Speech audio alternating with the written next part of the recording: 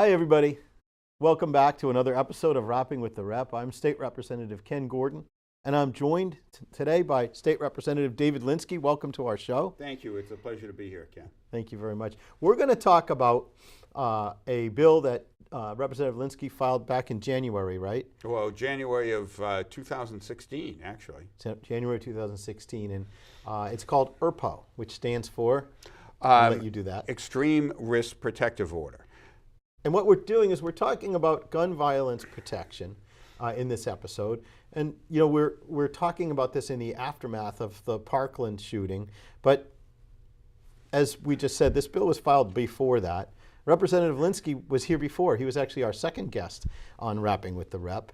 And you were here because you've been a career prosecutor dealing with gun violence. You've seen the evidence of gun violence for your entire career. It spans decades.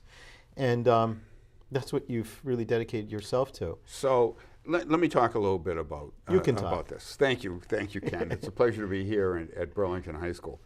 So there are many different types of gun violence in the United States. The United States is the greatest country in the world.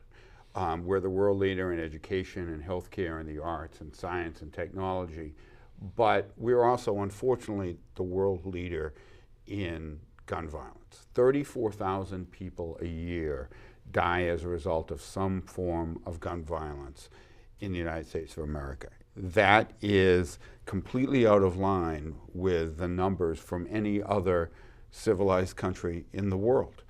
And what differentiates us, when you really look at it, is the amount of guns that are in private hands, in the United States of America.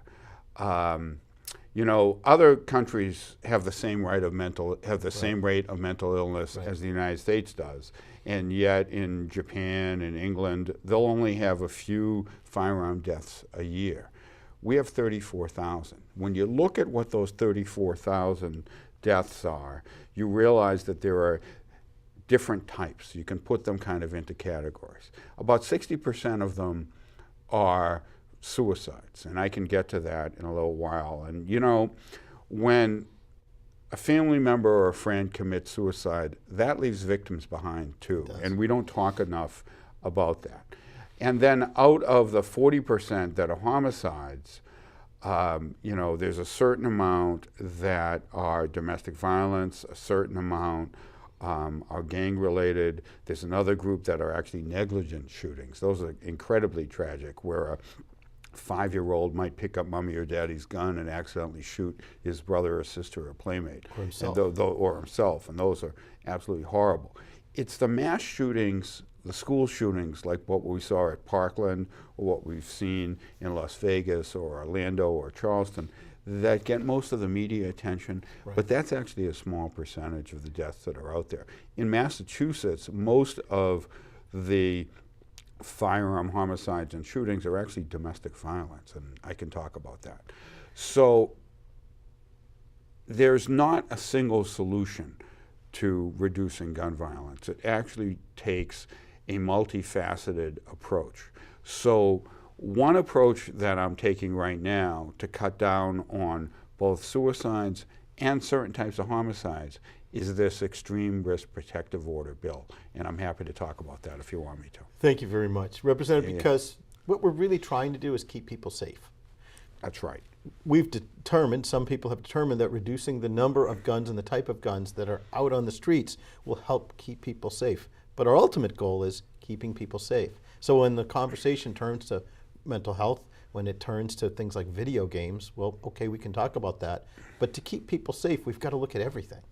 And as you just said, what's the difference between what's happening in this country and other countries? And that's a big difference. Right. You know, I think that everybody would agree that there are certain people who, as a result of their personalities or mental illness or what's going on with them, should not be in possession of a firearm, you know.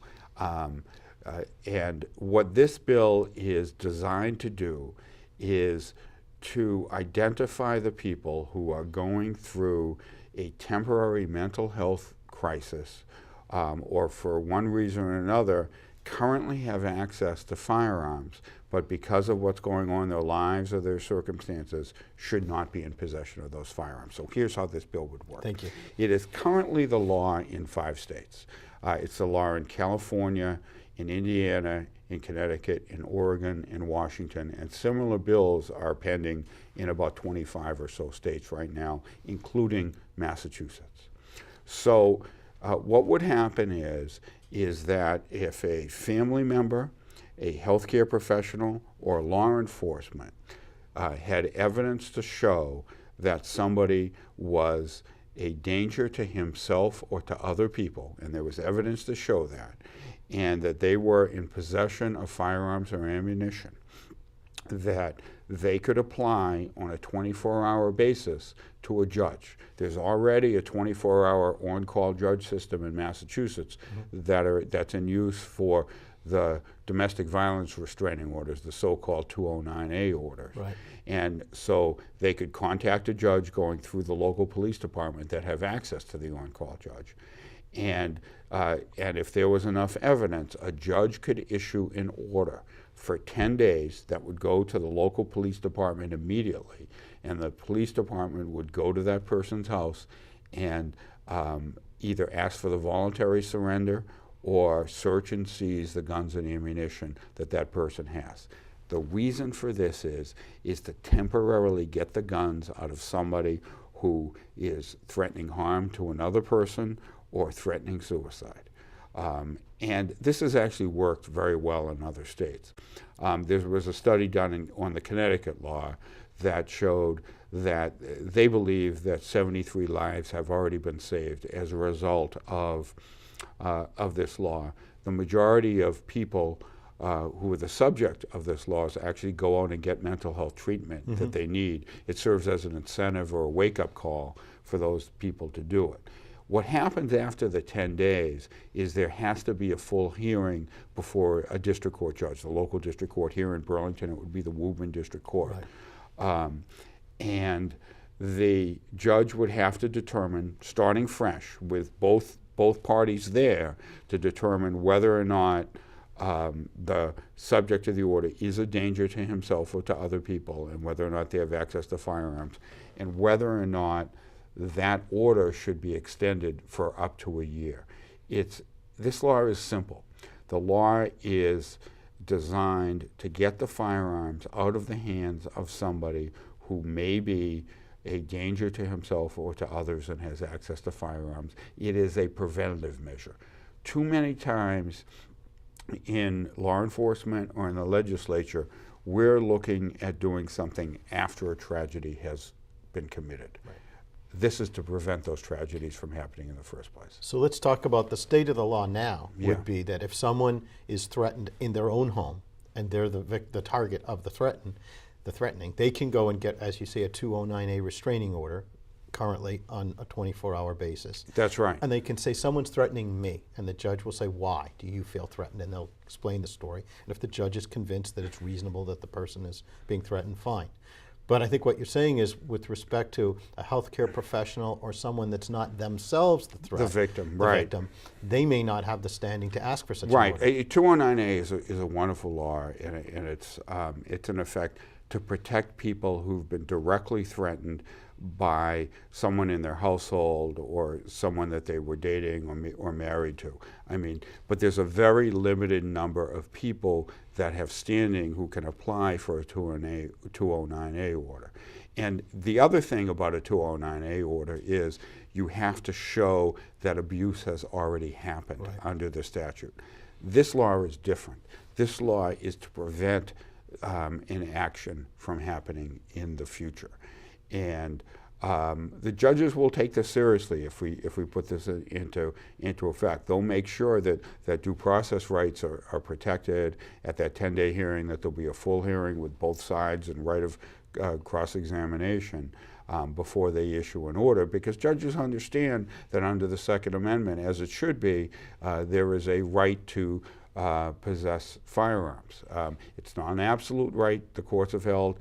It's a right that comes with responsibility, and the responsibility is part of it is to make sure that you aren't a danger to yourselves or to other people. So when the first time someone approaches a judge, they see a threat appearing before them, you said they've got to bring evidence. What's the quality of the evidence that's needed? Is that up to the judge? Or well, it's judge has to find by a preponderance of the evidence. That's the standard that we use in a civil case, and this is a civil case, of whether or not the person is a credible witness, whether or not the person has direct knowledge of a threat, whether or not he has direct knowledge of whether or not there are firearms there, and whether or not the respondent is actually capable of carrying out a threat. You know, as I said, you know, there are 60% of those 34,000 firearm deaths in the United States a year are suicides. Right. And suicides leave behind victims. It's an awful, awful, awful tragedy.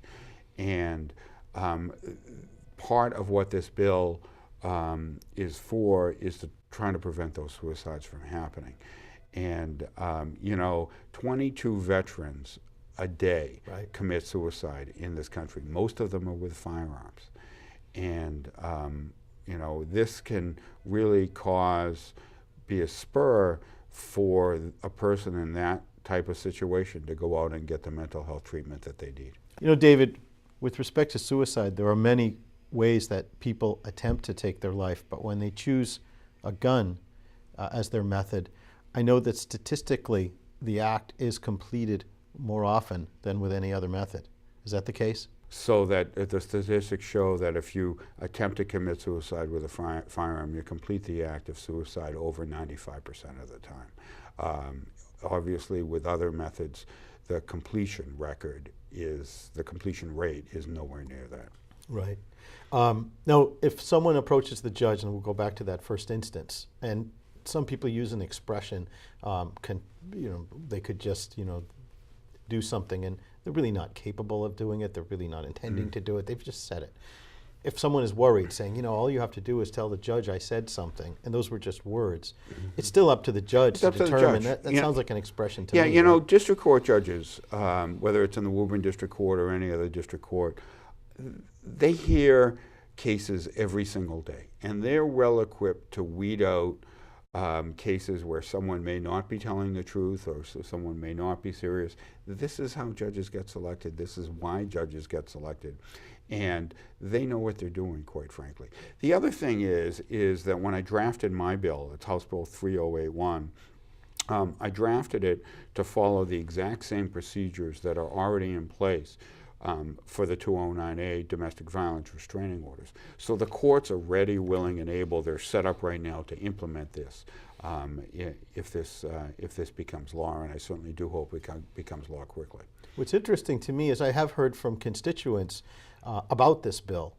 Usually when it comes to gun violence protection, I get, somewhat of a balance between my constituents who are looking out for their Second Amendment rights and those that are looking for protection from the violence that they read about in the news.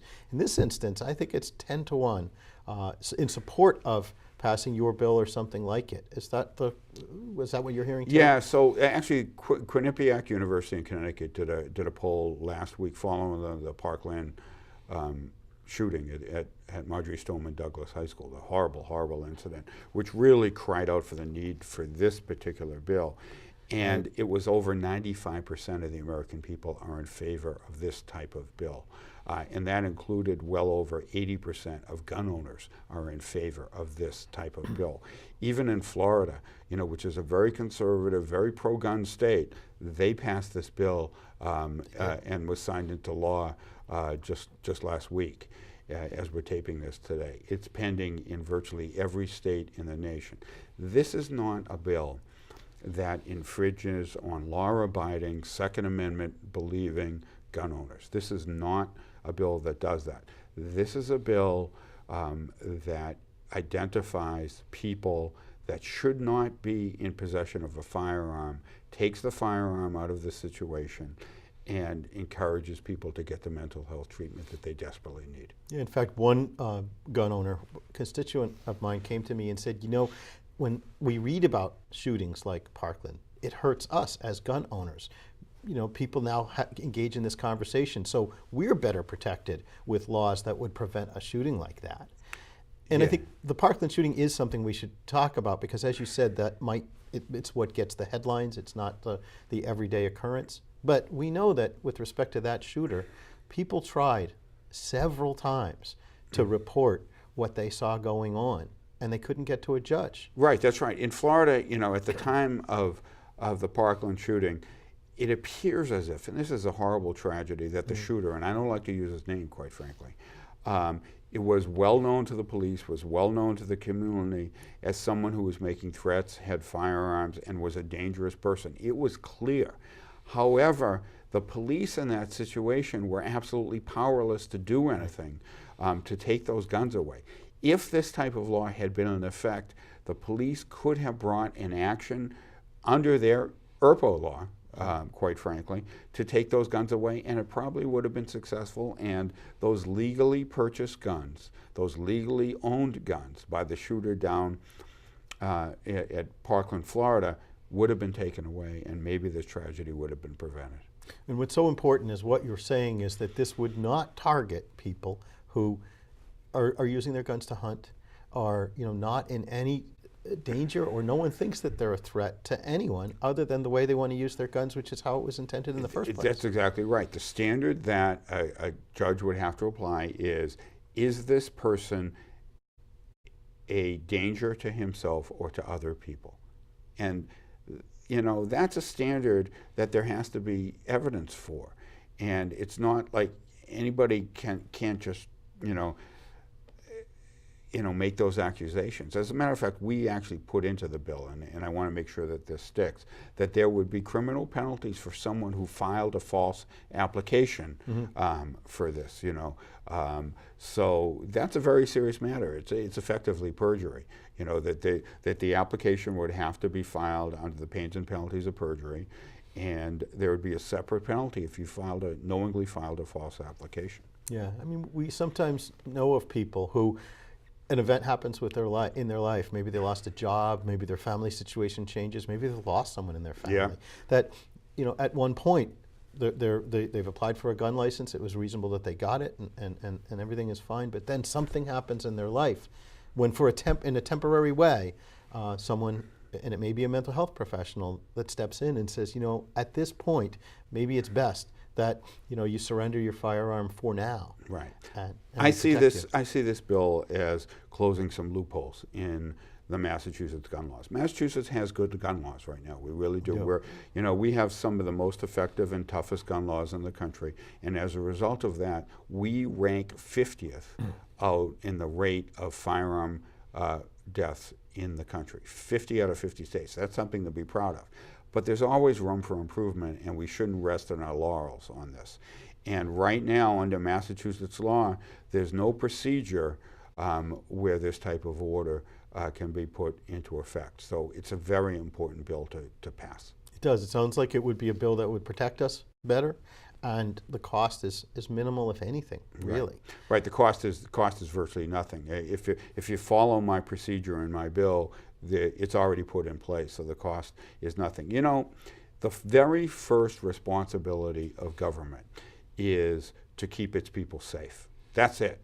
And unfortunately, as I look at those 34,000 people who have lost their lives to gun violence every year in the United States, and many times more who are injured in some way but survive, that's a government failing. And in my humble opinion, Congress down in Washington has failed us to keep its people safe. So what's falling on state governments, like the state legislature that you and I are members of here in Massachusetts, to do the job that Congress isn't doing. And in an ideal world, we would be doing these laws on a national basis, quite frankly. But where they have failed to do so, it is the obligation of state government to step up to the plate and pass these laws to keep people safe. What's the difference, do you think, between our legislature, between Massachusetts legislators, and these federal legislators that puts us in a different position, that causes us to make different choices? Well, we're a different state. And I think that in a lot of ways, Massachusetts isn't afraid to be a test example or a pilot project for gun laws. And we're not afraid. We were the first first state in the country to do universal health care. That was a success in Massachusetts, and other states and the federal government followed. We were the first state to have equal marriage. Other states followed. The federal government followed. And we have effective gun laws here. We're not afraid to try something new, and it works. And I think we're doing the same thing with gun laws. Unfortunately, as far as this particular bill, the Extreme Risk Protective Order bill, we're actually behind some other states, which is unusual for us. I think that by the time this year's legislative session is done, there'll probably be another 15 or 20 states that have passed similar laws, quite frankly. Right. I think that the horrible tragedy down in Parkland, Florida, really illustrated the need for states to do laws like this. Yeah, I mean, sometimes if we can't be the first state to do a bill that's the right thing, we can learn from the states that have gone before us. And as you pointed out from Connecticut's experience, we can see that there's a successful result and little reason to not join in and do it too. Yeah, as I said, going into this legislative year, 5 states have this on the books. Florida just did it. It's very close in New York right now. It's moving in Vermont.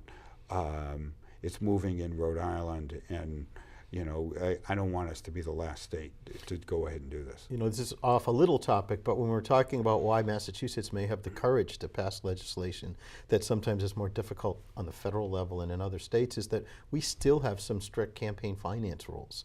And so we're not beholden to any particular interest group in any way, because interest groups can give us very limited funds compared to what we need to run. Our funding really comes from our constituents and people who are also limited in the amount that they can give.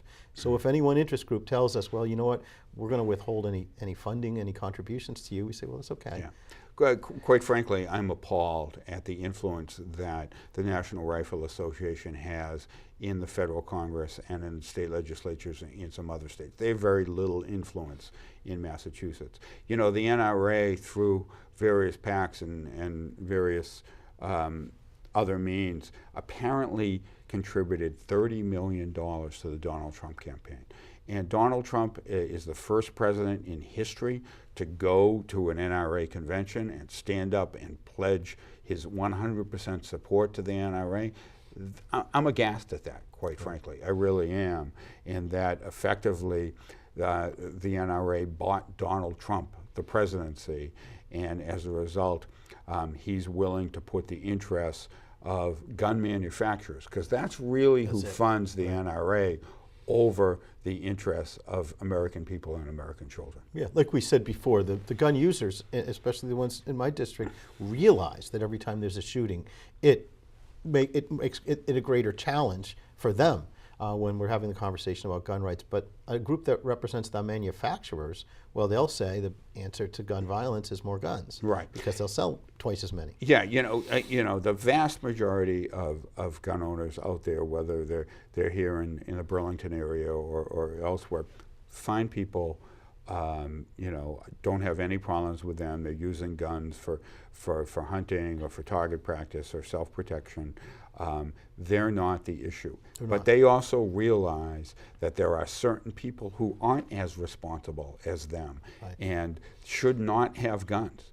The problem is separating out the NRA from these good rank and file people. The NRA is doing the bidding not of sportsmen, not of gun owners. The NRA is doing the bidding of gun manufacturers. And there are billions of dollars to be made in guns out there.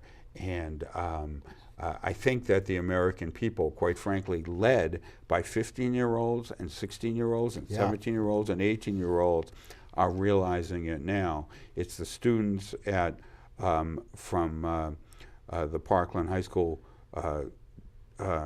shooting that are going to lead us out of this mess, quite frankly. Not only Parkland, but let's talk about that, because students from Massachusetts, from Natick, from Bedford, from Burlington, they also participated in a demonstration of civil disobedience. They walked out of their schools.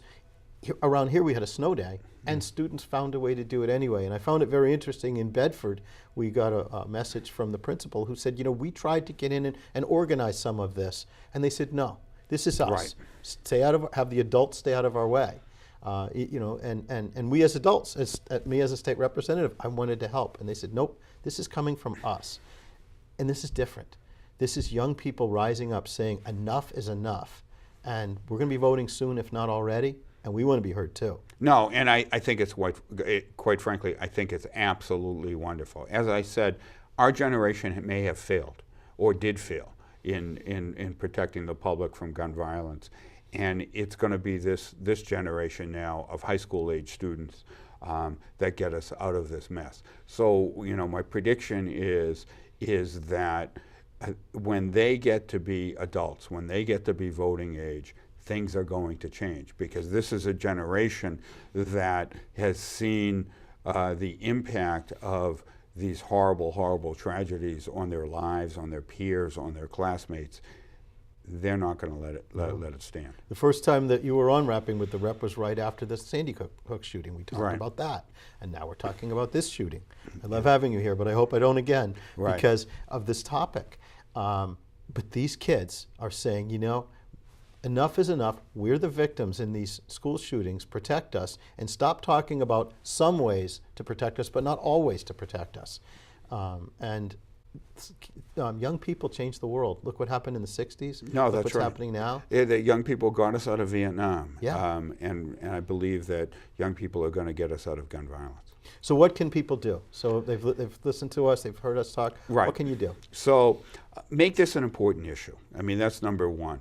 The way that the NRA has been able to have an oversized impact is because their members are very, very good at contacting their reps, working in political campaigns, donating to political campaigns, and they vote on the issue. They campaign on the issue of guns and guns only. We can learn from the NRA, quite frankly. Mm-hmm. There are good organizations out there. Moms Demand Action, Everytown, Giffords.org, that are really leading the way on gun violence prevention out there. And quite frankly, you need to do the same thing that the NRA members do. You need to write, call, or email your state representative and your state senator, and you need to donate to campaigns, and you need to work in campaigns and do the same thing. And you say, gun violence prevention is an important issue to me. It's the most important issue, and I want you to do it as well. So if you support this bill, the Extreme Risk Protective Order bill, you contact your rep and you make a couple of requests. You say, number one, please support the bill, but number two, please contact your Speaker of the House or your Senate President and say, please put this bill on the floor. It's important to me. And what will you, as an elected representative, do to make sure that my children are safe and to make sure that I am safe? What will you do? Because one important thing that we're asked, one important question we get asked as representatives by the Speaker in our cases, what are you hearing from your district? Right. And even though there are constituents of mine out there in Bedford, Burlington, and Precinct 3 in Wilmington are saying, well, I know how Ken or Representative Gordon, I know how he thinks, I know how he's voting. It doesn't matter. Let us know what you're feeling. Give us that communication, because we want to be able to tell the Speaker when he says, I've got a choice between putting one bill or another on the floor. What are you hearing in your district? We need to hear what people are really feeling, and don't assume that just, even though you know what we're doing, don't assume that that doesn't help. Right. Well, thank you for having me here today, Ken. I'm happy to come up to Burlington anytime and be on your show. I know that you're extremely well respected in Bedford and Burlington and Wilmington, and you're well respected throughout the state. You have a great deal of knowledge and you're very responsive to your constituents, so I'm happy to be here. Well, Representative Linsky, again, thank you for coming here. You've spent your life working on this issue and others, and you're a great champion for these causes. I appreciate your input into it and sharing that with the folks of Bedford, Burlington, and Wilmington. Thank you for coming on Rapping with the Rep. Folks, we'll see you next time. Thank you.